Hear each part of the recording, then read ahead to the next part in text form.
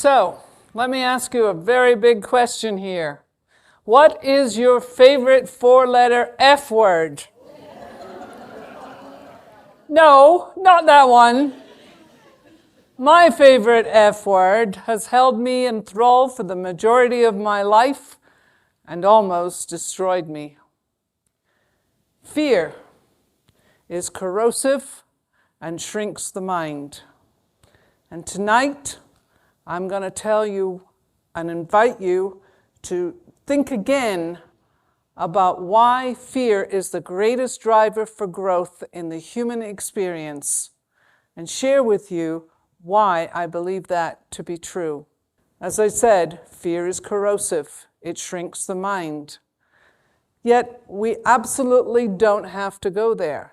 If we examine the motivation behind it and look for the clues that keep us stuck. My fears were huge for a long time. My confidence was low. My self-esteem was non-existent. I really didn't know who I was or what I was capable of being. I spent a long time looking for answers.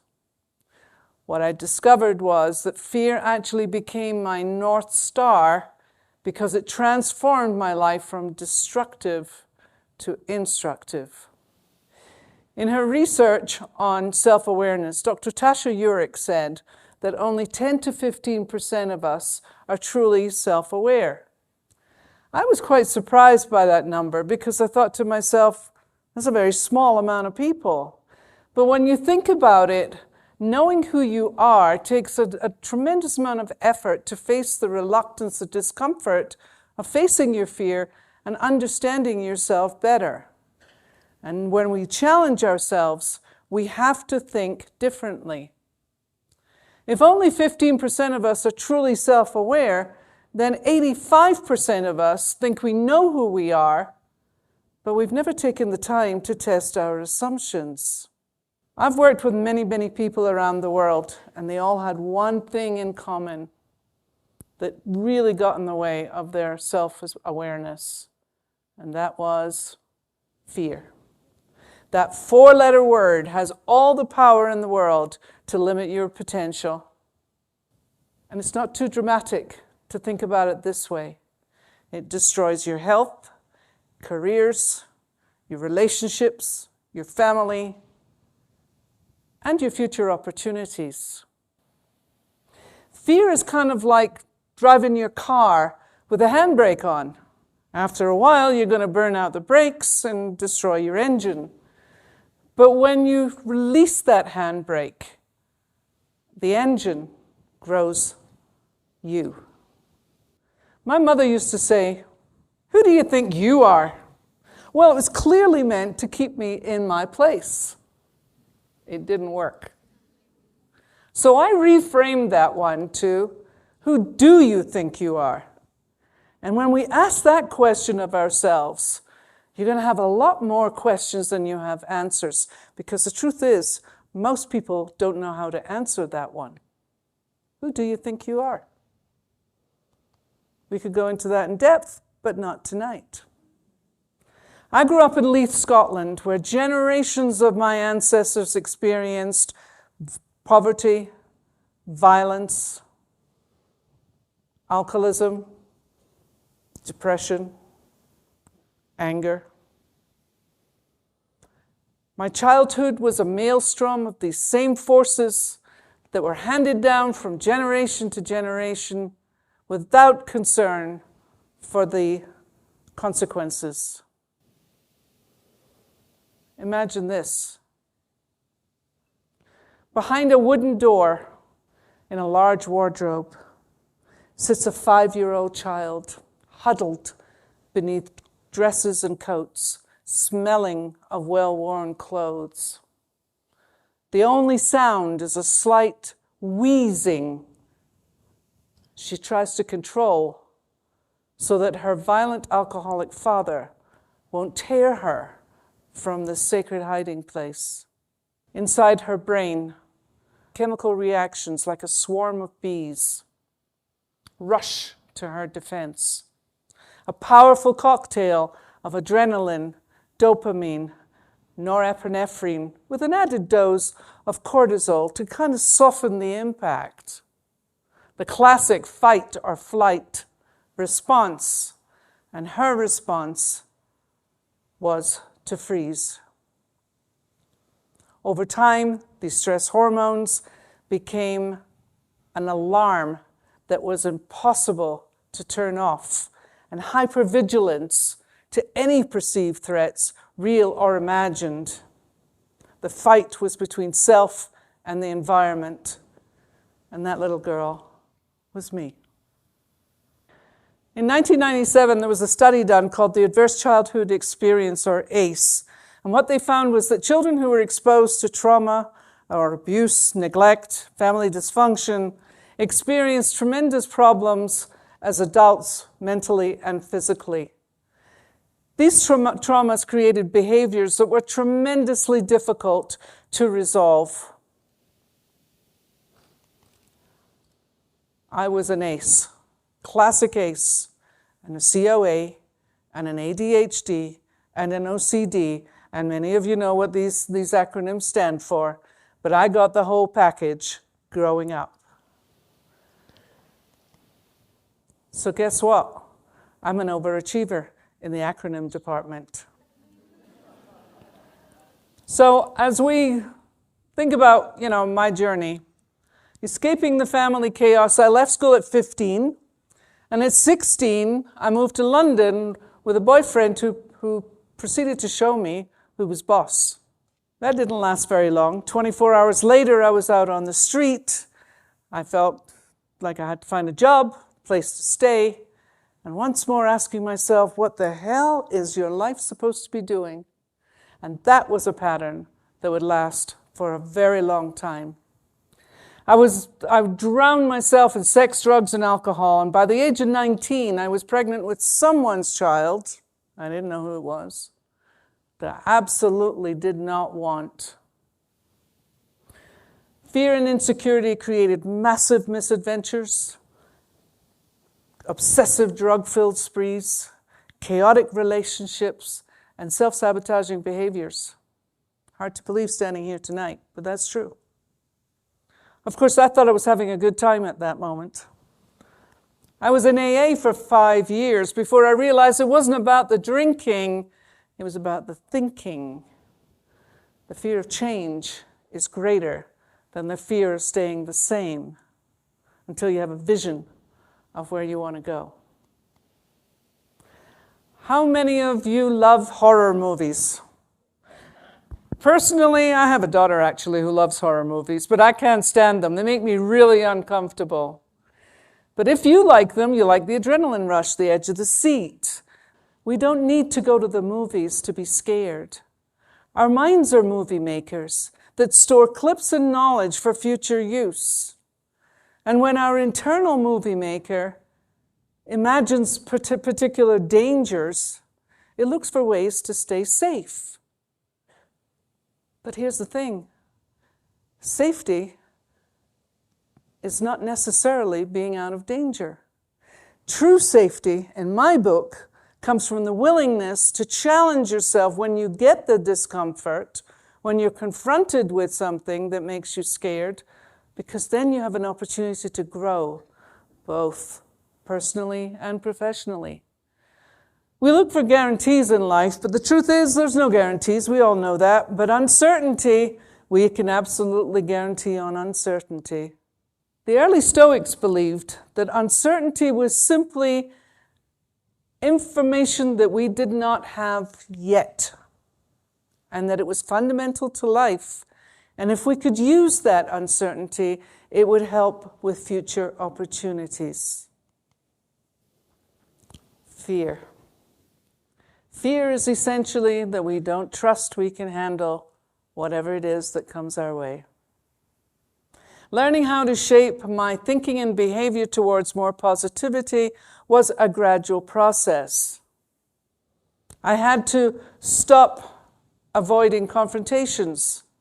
I needed to make commitments that I could live up to, and I needed to take decisions that were no longer being second-guessed. I was in therapy for quite a long time, actually. And when I was in my deepest throes of therapy, a friend looked at me and said, "Why are you doing this? You're clearly in a lot of pain." I told her that if I didn't do it, I would die. And maybe not physically, but emotionally and spiritually. And plus, I owed it to my children to give them a better start in life. The truth is, fear is your imagination on steroids.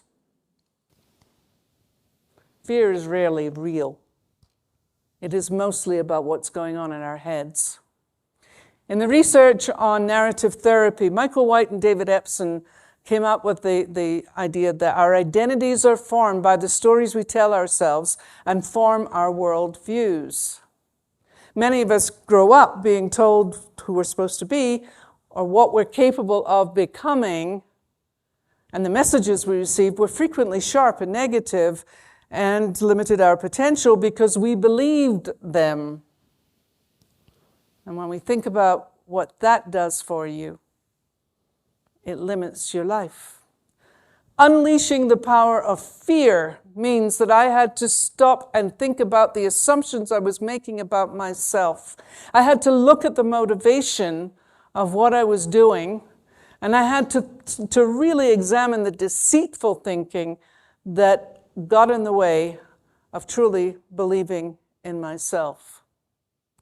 Dr. Martin Seligman, who's an expert on positivity, said that those folks who actually confront their fears experience profound personal growth. So why don't we face our fears? And I'm pretty sure that everyone in this audience right now can think of some fears that have been holding them back.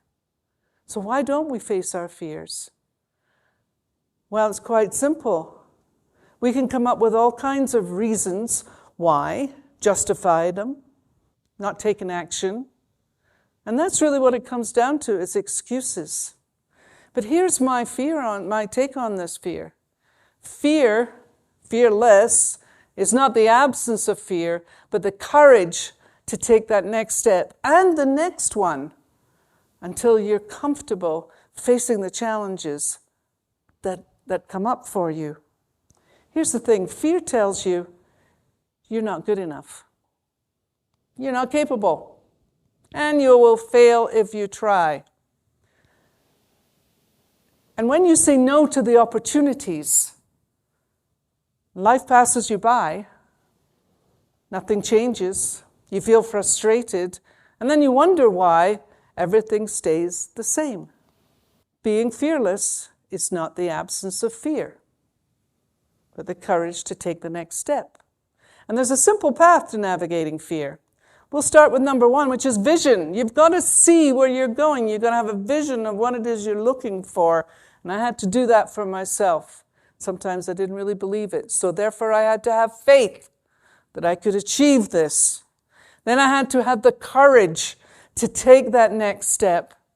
And I had to really look at the thinking, manage the thinking and the stories I was telling myself, and then take actions that would allow me to take that vision, the faith, the courage, the thinking, and put it to a point where I could evolve it and grow. Simple, but not easy. My journey to become an author, trained singer, earn a black belt in karate, was filled with uncertainty. Even doing this TED Talk tonight, filled with uncertainty. We self-doubt. We get in our heads. We make a mess of things. But when we are looking at our fear, and for me specifically, when I looked at each of my accomplishments, I realized I did not need to avoid the fear. I needed to confront the fear and realize it was an alarm that needed to be turned off. And fear became my greatest teacher. Let me tell you about Susan. Susan was a senior tech executive who came to me filled with self-doubt. She'd just been handed a large project, and she wasn't sure she was capable of handling it. When we examined the stories that she was telling herself, what we found was that the fear of failure was the greatest one of all. And when I reframed failure as simply a choice, a decision, or an expectation that didn't go the way that she had planned, she had the courage to speak up and tell her boss that she was afraid she would let him down. His response was very simple.